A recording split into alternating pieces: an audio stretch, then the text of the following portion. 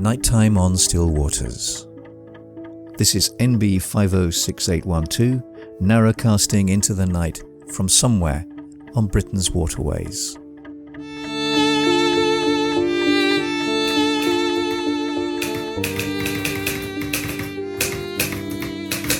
June 12th, Friday. Soft the wash of rain. Soft the feathered touch of yarrow. Soft the call of wood pigeon hidden in ancient trees. The canal responds in kind.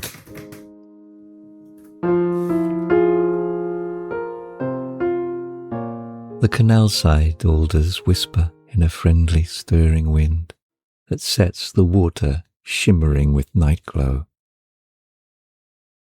An old moon waits below the horizon to ride a sky with midsummer light, and the canal waits patiently for the night to unfold. And this is the narrowboat Erica, narrowcasting into the darkness of a June night to you, wherever you are. Oh, thank you so much for coming. I can't tell you how good it is to see you. I was really hoping you'd be able to make it tonight.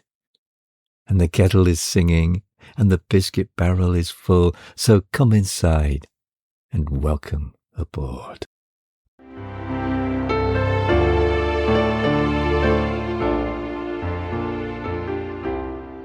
Brambles rise and tumble in a tangle of thorns and petals along the hedgerows. Swallows dart and dip below the castles of towering cloudscapes in a world of blues and greens. Juvenile magpies, now almost full-grown, chivvy and pester their mother. Their insistent cheeps strangely unsuited to their regal plumage. I imagine their mothers feel the same way. And one of the young ewes peels away from the rest of the flock and comes over to nuzzle Maggie, muzzle to muzzle. She must be one of the hand-reared orphans who we would meet every morning. Maggie does a play bow, tail up, wants to play. The ewe looks at her uncomprehending, almost as if to say, I'm too old for that sort of thing. I'm all growed up now. Is this how Pooh and Piglet felt when Christopher Robin went to school? Young green sloes are already beginning to plump, lying among their deep green foliage, reminding me of olives sunning under a Greek sky. And the elderflower is already nearly over. Tiny green pearls of berries are also beginning to show. And fry and stickleback speckle the water. Is it me, or is it just local to here, but this seems to be a very good year for dogwood. Thick constellations of bright four-petaled stars turn the towpath into swirling galaxies. And I've just begun to put together a plant count of all the wild flowers on a nearby embankment. It's still very early days, but the list is already growing long. And that's not counting the grasses, all looking beyond the most visible plants and those with showy flowers. I'm sure there's still a lot more to be spotted. And the ducklings here continue to grow, and are almost becoming indistinguishable from the other older juveniles. Mum is ferocious, and she needs to be, and it serves her well. She's a real matriarch. And even the gang of young drakes, all swagger and bants, fluster off like scolded kittens when she arrives. The last couple of days, the weather has been that wonderful, typical June mix. Sunny spells, the odd shower of rain to avoid or enjoy, according to preference. Strong winds barrel and bluster down Horse Hill, and the four apostles graze and doze among the wind-bent grasses. And below them, the wind patterns the canal with sunfire. But before that, the weather turned cool and wet. Jumpers were brought back out, and rainwear was hung up to drip in sad pools. Maggie needed coaxing out for her walks, and endured them with slitted eyes and gritted teeth. The dog, who I have to drag past every swimming bay, now hates the very thought of getting wet. And I saw several posts from boaters showing fires once more burning, and ironic comments about June weather. We have managed to resist that, but on a couple of mornings we've certainly missed having a working heater. A new heater is currently halfway installed, but this being canal time, we've no real idea when it will be completed. Consequently, the boat is a complete mess, as goes with any unfinished work.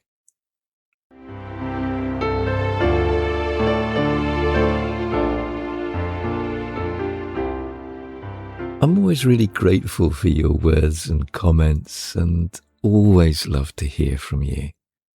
And so, a few quick shout-outs. Greetings to Brendan Doyle over on YouTube. Thank you, Brendan, for your comment on the last episode about time. And you're absolutely right. Sea navigation did also play a significant role in the need for more accurate and also a more standardized frame of time. And while on that subject, thank you also to Anna McKellar. Thank you, Anna. Anna's comment touched on a couple more aspects of time that I really didn't have time to cover. And that's how the parish clock marked identity and also a sense of communal belonging, as well as marking religious cycles rather than work or economic ones. And it was something I've not really thought about in that way before, Anna, so thank you. And I was also struck by Shambles' comment on Masterton, where he talked about the need for routine. I think you're absolutely right. The more natural clocks might be less rigid and much more fluid in some ways than how we mark time today. But that didn't mean that before modern conceptions of time, there was no routine. It just flowed differently. And I suspect aligned a little more closely with our bodies. And I want to give a very quick shout out to Jolly Snail. I'm not sure whether you listen to this podcast or not, or just follow me on Blue Sky, but if you do, hello, and I really appreciate your comments. Thank you. Well, over on Instagram, hello to Chris Knight and also to Sandra Hales on the narrowboat Last Orders. Now that's a boat name that must have a story behind it. And it's lovely to hear from you both, and thank you. Over on Facebook, hello to Jean Mann and to Tracy Thomas, and of course old friends of the podcast, Jason and Karen on the narrowboat Terra Rosa. And also a quick cheers, of course, to John McMahon. And finally, a very big thank you to all of our Lockwheelers for supporting this podcast. And they are Anna McKellar, Susan Baker, Mind Shambles, Clare Hollingsworth, Kevin B., Fleur and David Mcloughlin, Lois Raphael, Tania Yorgey, Andrea Hansen, Chris Hinds, Chris and Alan on the narrowboat The Land of Green Ginger, Captain Arlo, Rebecca Russell, Allison on the narrowboat Mukka, Derek and Pauline on Silver Fox, Anna V, Orange Cookie, Mary Keane, Tony Rutherford, Arabella Holtzapfel, Rory with MJ and Kayla, the narrowboat Precious Jet, Linda Reynolds Birkins, Richard Noble, Carol Ferguson, Tracy Thomas, Mark and Tricia Stowe, and Madeline Smith. Thank you.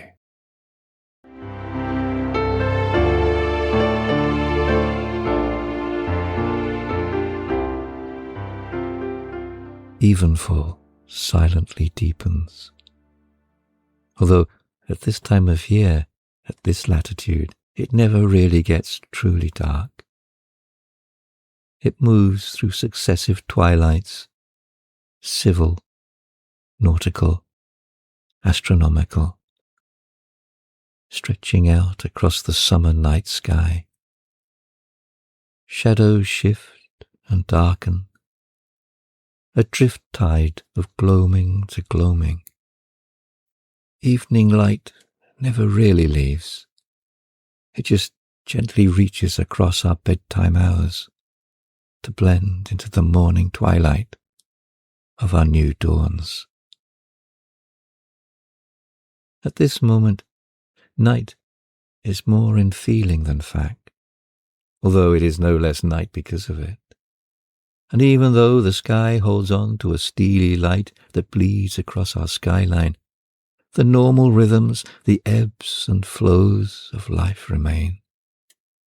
A quietness lengthens, pooling down Horse Hill and spilling along the canal. It's not that everything is asleep, far from it. For now is the time when the crepuscular folk make hay, taking advantage of the long twilights. And that means prey need to keep open a watchful eye. But it's just that the pace is different. Slower, more measured. The wind has now begun to drop a little, but the alders sigh, and the thickening reeds and rushes still rustle. The Erica rests snug, nuzzling against her mooring lines. There's a little slabby chop on the canal surface, and I'm here, in this small circle of light that shines on this little desk that holds a laptop and a few books, mainly reference, but some poetry, and my copy of Miles Hatfield's An English Almanac filled with the names of those once famous. And the quietness of night exudes even in here. It's the best time to write, to think, to just sit and be. And then I open up the laptop, and messages and notifications flash without the brilliance or life of a dragonfly. Most, on my personal account, relate to the podcast, but not from listeners. They are welcome. But as far as my inboxes are concerned, that's always the minority. Every fortnight, at the moment, in the quiet of the Erica's cosy heart, I sit here, on this chair, in front of a big old 15-year-old microphone, and say to you out there in the darkness of your night, this is the narrowboat Erica, signing off for the night. Of course, the weather log comes next, but I like that signing off part. It feels, to me, personal, and like the completion of a short journey that we've taken together. A ramble, or perhaps more of a saunter down the byways of the night. And I click the record button off, and the little red LED on the microphone goes dark. And I can then turn off the desk light above me, and I too can feel the night close in around me. And it's actually as simple as that, this podcast. And it's all I want this to be. We stretch the legs of our imagination together, perhaps follow the desire paths and foxtrots of random thoughts and ideas, and find ourselves in unexpected places. In all honesty, I generally have no idea where we will end up often. I used to call it writing into the darkness, having no fixed end in view, no final destination, no point I want to make. And often we also only have a very vague idea of a beginning. Just letting thoughts and words form their own patterns, make their own sense, trigger memories or ideas that can spin us into new worlds. However, I recently came across a Japanese practice. It is called zuihitsu, running brush. Sometimes it's translated as following the brush. It's about fluidity, flow over format, weaving together genre and ideas, poetry and prose.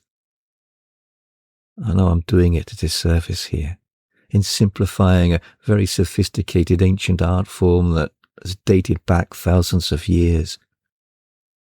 But I like that image, following the brush. We might say, perhaps, following the pen here. Letting the pen do the walking. Let's see where we end up. And in this way, each fortnight, as that little light on the microphone blinks off, together we have shared a journey, spent some time together in the shared darkness of our nights. And I usually feel the better for it. It does me good, and I hope you too. It realigns things. And for me, that's it. That's what makes time like these so priceless, literally. And perhaps that's why I tend to describe this as a narrowcast rather than a podcast. And this distinction is all the more defined with all these emails and notifications I get each time I upload a new episode, or I find myself on a podcasting forum or support network, or even when I just check my emails. It's not for nothing that the podcasting industry calls itself an industry. It is huge and engulfing, and it takes itself very seriously. There's big money to be earned, and it's global. And I could drown in information, statistics, data, an incessant stream of consciousness that describes its true nature. Gone are the simple download statistics now. These are now framed in new ways, each subtly designed to show in an encouraging way just how badly you are doing against your competitors. But don't worry. All you need to do is X, Y, or Z, analyze your data, optimize. You'll get there. I once read that with the advent of the internet, we shot from being an information-poor society to an information-rich one. And initially it was heralded as this great democratizing of knowledge. Few at the time questioned this rather dubious conflation of information with knowledge, and the present dangers that we encounter of mistaking having some information about a subject with being knowledgeable about it. But we then quickly went from being information-rich to experiencing information overload. Sometimes it feels a bit like that when I sit here and gaze at the data and statistics that constantly flash across my screen. And now this raw data is helpfully collated for me, although for whose benefit I'm not quite sure. Ostensibly it's mine, but there is a nagging suspicion that it isn't really. After all, platforms like YouTube, Apple, and Spotify are essentially vampirical in nature. Their profits depend on my content being successful. support can often feel like the sting of a cattle prod at times. A graph of my or this podcast's recent performance might flash up on my screen. With alert, was I aware that the listening figures had plummeted in week X? And there it is. There's no denying it. It's as clear as day. Those saw-tooth lines of the graph, sharp, angular, uncompromising. And then the sharp slice downwards. It looks like a jagged wound. Look! On this particular day, I had only 37 listeners. What's gone wrong? Here are a few recommendations to help build your listening figures. Well, thank you. But, okay, let's place to one side the fact that this is just one platform, not figures for the entire listenership, which are almost impossible to get anyway. But it is easy to get carried away, swept along with it all, especially when you talk to other podcasters. It's all about figures, global reach. Well, that's not quite true. It's not really about that at all. There's something deeper going on. But it does seem to be the only topic of conversation among podcasters. They take graphs like these very, very seriously.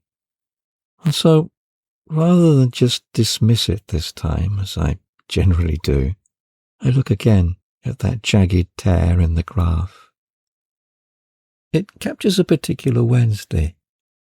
It's a Wednesday that I can no longer really recall. Maybe it was grey and rained a bit. And people probably waited in line for buses to come and grumble about the weather. And dogs barked. Emails were read and deleted. A coffee was left half drunk on the wall by the river. Aeroplanes scissored across the sky in the way that they always do. Someone saw a film that made them laugh and then cry. A run-of-the-mill, anonymous sort of day for the most. Now unmarked and forgotten.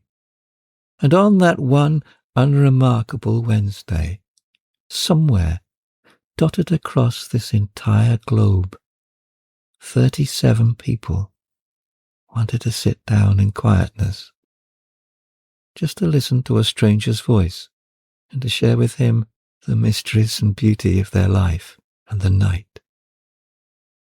And for me, I think that's pretty amazing and wonderful. And now the latest iteration has come out from Spotify, where episodes are colour-coded according to the poor performance, i.e. the lower listening figures. Hey, some of those worst-performing episodes are the ones that I enjoyed making the most, or the ones I am the proudest of. So there. Information is not knowledge, and knowledge is not wisdom. And we increasingly lack the second, and there is a desperate shortage of the latter. And this all seems such a long way from just a voice talking into a microphone in a tiny study in the back of a small boat in the middle of the night. And this last week, Google sent me a list of search terms used by people searching for this podcast so that I could, in their words, optimize them. Well, have a guess at the most popular or frequently used search terms. And let me stress, it's for this podcast. Yeah, you're right. It is, how old is Vanessa Thomas of the Mindful Narrowboat? Come on, guys. This is not just one person asking this. This is multiple questions. Of the top 10 most frequently asked questions and search terms, this ranks the highest. Why is everyone suddenly so obsessed with Vanessa's age? And more significantly, why on earth would they think that I know what it is? And while I appreciate that there is a certain amount of overlap between Vanessa's viewing demographic and this podcast's listeners, why would anyone think that they would find the answer here? Okay, so what then is the second most commonly asked question? Who is Vanessa Thomas's husband? Well, I do know the answer to that, and yes, Mr. Mindful does really exist, and what is more, he's as lovely and as funny as Vanessa is. They make an absolute perfect pair. Why am I telling you all this? In many ways, it's all entirely irrelevant to this podcast, and I certainly treat it all with, at best, caution and generally ignore it. However, I say it's entirely irrelevant, but it's not really. All this is indicative of wider trends in podcasting. And I mean beyond that drive for and glut of AI-generated, produced and performed podcasts, some of which certainly now are beginning to outperform the older traditional podcasts. It's undeniable that podcasting has seen a dramatic surge of interest. And this in turn has got a lot of attention from the major podcast providers. These are platforms like Apple, Spotify, YouTube and Amazon, through which most people access and listen to podcasts. And they are keen to develop this further. And on paper, this looks like a good thing. However, the trend is definitely away from audio-only podcasts. And although this trend is not new, YouTube's takeover of Google Podcasts has clearly strengthened this move. And it's still early days, and most podcast platforms are still audio-based, but there is now an expectation of podcasts to have visual, particularly video content, which is growing. This is redefining what a podcast is. Many of the larger podcasts are videoed interviews or chat shows with audio feeds skimmed off for audio-only platforms.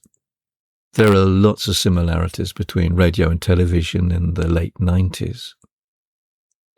Personally, I feel that adding visual content to audio entirely misses the importance and the power of audio. It's something that's really close to my heart and is the real reason why I chose to start podcasting. So much would be lost from this podcast if you could actually see me recording it. You would immediately lose that world that you have created in your head. I like vlogs and enjoy watching them, but they are doing something very different to what a podcast can do. And vlogs do it very well. Vanessa's Mindful Narrowboat is a great example of that. But the key thing is that it's doing something very different to what, say, this podcast is trying to do. And the drive towards videoing podcasts, to me, completely defeats the unique magic and power and potential of podcasts. So where does this leave this podcast? Well, in the short term, everything remains the same and as it is. This podcast, even in that older model of podcasting, has always really been located on the margins, and it's done its own thing. And although the systems are not really set up for us, we've nevertheless found a way to flourish. And so nothing changes there. In the longer term, I'm not so sure, and I have no answers. But then at the moment, I don't think anyone has. AI-generated podcasts like AI-generated videos will continue to proliferate because, at the moment, they make money and they seem to attract the bigger audiences. Podcasts being redefined as a more visual medium could pose for us a greater challenge. YouTube already stipulates that it will only accept content with a visual component. At the moment, that can be still a thumbnail-type photograph, but I wouldn't be surprised if it doesn't change at some point, particularly as I am already getting repeated offers by services to add AI-generated images and/or video to my podcast. If that is the case, it might become harder to find platforms that deal with audio-only content. However, and it's an important however, the future isn't entirely gloomy or based in a visual world. Already there is a measurable backlash against AI-generated content. And also, audio remains an overlooked treasure. I had hoped that podcasts would fill that gap. Sadly, it appears not. Nevertheless, there is a growing band of people who are recognizing the importance of audio and audio-only content and what it can do far better than any other medium. And if the traditional idea of podcasting has now been redefined out of existence, then that just leaves us room for new formats for audio to be redeveloped and recast as this valuable medium. As I say, this podcast has, to some extent, always bucked the trend and ploughed its own furrow, to mix the metaphors. But it is becoming ever more apparent within this fast-changing world of podcasting that this is increasingly the case. I have a very good podcasting host who's standing up for the small independent podcasters and producers like me. The company I use to host Nighttime on Still Waters is Buzzsprout, and they've been really good, and they are definitely in our corner for the small independent producers. For example, a couple of weeks ago, I was notified by Buzzsprout that Spotify had blacklisted and pulled one of my earlier episodes for copyright infringement. Upon investigation, it appears that they, Spotify, or a third party, which I suspect, had used AI to do a content sweep.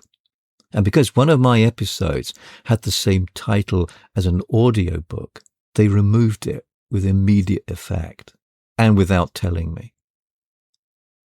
The fact that the episode in question was an historical exploration of how the night was understood culturally, and also a little divergence into the importance of having a duck hatch, and the audiobook was a procedural detective novel with a romantic subtext, that was completely ignored.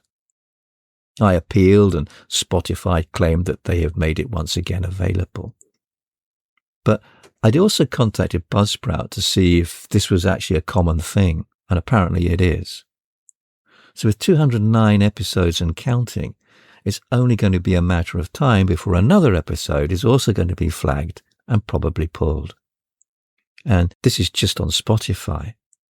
I have also had issues with YouTube for removing episodes. And in fact, a number of episodes are not available on YouTube. Fortunately, Buzzsprout in this case contacted me and supported me. Otherwise, I would have just not known. And I've also heard that there have been a number of cases where podcasts have essentially been cloned or significant content taken from them, which were then offered as a pay-to-listen service, sometimes even under the original name with the same logo. I think it's unlikely that this is going to happen to this podcast, but please know that one of the main reasons that I do this podcast is that it is free to all. I would never ask payment for you to listen. Therefore, if you do ever come across anyone or any site, or even using my personal name, requiring payment to listen to this podcast or contacting you directly for money, it is not me. Please ignore it and or report it. Ordinarily, I wouldn't bother mentioning things like this. These types of instances are beginning to affect you and your ability to listen to the podcast. So I just really wanted to flag them up. If episodes might suddenly go missing, particularly on the big providers, YouTube, Apple, Spotify, then that's the reason, or that could be the reason why. Buzzsprout have assured me that they are fully aware of the situation and that they would never withdraw any episodes. Therefore, for the full back catalogue, it is much the best to go to this podcast website, noswpod.com, which is directly linked to Buzzsprout's main feed. And all this seems a long, long way from here, where I'm sitting in this little pool of light that falls upon the desktop, sitting in front of a microphone with its tiny red light. I wouldn't normally dream of using this precious time to discuss any of this. And in fact, I've put off doing so for quite a while. And you might have picked up that I struggled a bit trying to get the tone right. This is not to worry you or to bore you, or for me to have a rant or complain or needlessly make a drama out of nothing. However, I am aware that some listeners have from time to time had problems with some of the providers or have come across gaps in episodes. And this is really just to explain, and I hope to reassure you that I am aware that although things continue to change, this podcast will continue in one form or another. A couple of weeks back, I had a lovely email from Lee, and I won't read it because it was quite personal, but in it she expressed gratitude for the community that she feels a part of when listening, a community of like minds and like hearts that stretch right across the globe. And I too feel that. In an isolating world, it's important that there are ways in which we can still feel connected. I don't physically meet listeners very often, but when I do, the one thing they all say is how much they appreciate the welcome at the beginning and what it means to them. It's funny because at first I was really unsure about whether to keep it or not. It felt sort of artificial and a bit contrived. But I'm glad I did, because it no longer feels contrived or artificial.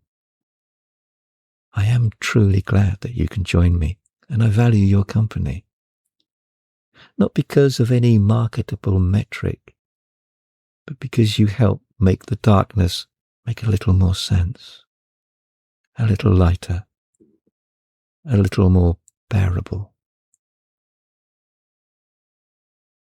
And one thing that Lee says that she loves is hearing from other listeners when I read out their emails or comments, and hearing about their worlds so very different to her own up there in her cabin high in the mountains. And one of the things that I've toyed with doing for a number of years is asking for listeners to write in, or maybe even use the voicemail system, to just briefly describe what they see outside their window at night. It doesn't have to be long, or poetically written, or grand. But it would be lovely to get a glimpse of your world. So please feel free to get in touch. The contact details are in the program notes below. It would be lovely to hear from you and to share your world. And before I close, for all of those who have come here and are still on tenterhooks about Vanessa's age, do I really know it? Yes. Vanessa is 32, of course. It's totally impossible for her to be any other age than 32. Ever since I have known her, she's been 32, and I am certain she will be 32 forever and for always. And finally, before I switch off the record button, and turn off the light just above my head for tonight. I think there's no better way to end this episode than with fellow boater and writer Jen Ratcliffe, whose words in this piece, I think, sum up so beautifully the heart that this podcast wants to capture and relish. Slow light licks long into hours of owl chatter and night flowers. Engulfed in summer rain, burning indigo horizons in tidal hot mist. Slow life drizzles up towering grass, creased in forgotten laughter. Drifting reeds, woven as women. Animal voices call as songs. Forever begins again. This is the narrowboat Erica, signing off for the night and wishing you a very restful and peaceful night. Good night. Temperature outside 11.9 degrees. Inside 20 degrees. Humidity 66%. Dew point 8 degrees. Wind direction west-northwest. Wind strength 12 miles per hour. Barometric pressure 1021.7 rising. Cloud cover 31%. Cloud ceiling 20,000 feet. Precipitation nil. Moon phase 2.3%. Waning crescent. Day length 16 hours 44 minutes. Sunset 21:30. Sky casting 4:45.